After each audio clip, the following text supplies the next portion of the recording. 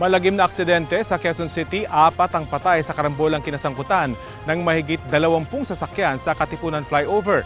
Hindi bababa sa 25 ang sugatan. Balitang hatid ni Bea Pinlac. Trahedya ang sinapit ng mahigit 20 sasakyan na inararo ng isang truck sa northbound lane ng Katipunan Avenue Flyover sa Quezon City mag-aalas 7 kagabi.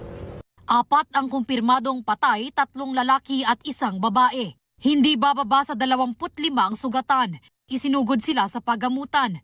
Kabilang na riyan ang mag-ina ng lalaking ito na pasahero raw sa isa sa mga sasakyan na inararo ng truck. Yung pasahero kasi na ito, mag-ina ko. Kararating ko lang dito. Nabablangko na nga po ako. Yung misis ko po, niligtas niya kasi yung baby ko eh. So siya yung napuruhan. Kwento ng pahinante ng truck, nawalan umano ng preno ang kanilang wing van kaya nito naararo ang hindi bababa sa 20 sasakyan. 16 na motorsiklo at 8 four-wheel vehicles kabilang na ang isang L300 van at isang bus ang nasangkot sa karambola. Pababa na po kami, nawalan po kami ng preno.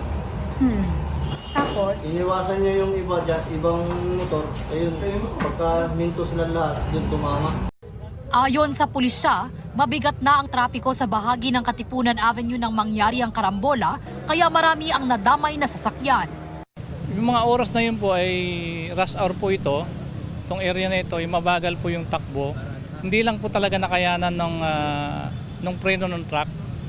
Kaya nagtuloy-tuloy po siya. Hindi na po niya na-control yung takbo. Hindi na rin daw napansin ng mga pahinante na tumakas na pala ang truck driver matapos ang insidente. Nasaan na po yung truck driver ngayon? Hindi po namin lang kung nasaan eh.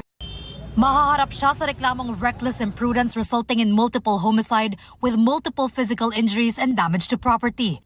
Nagdulot rin ng mabigat na traffic sa Katipunan ng Karambola matapos pansamantalang isara ang northbound lane ng flyover habang inaalis ang mga nakahambalang na sasakyan at debris. Umabot sa 6 na oras bago ito muling binuksan sa mga motorista. Bea Pinlac, nagbabalita para sa GMA Integrated News.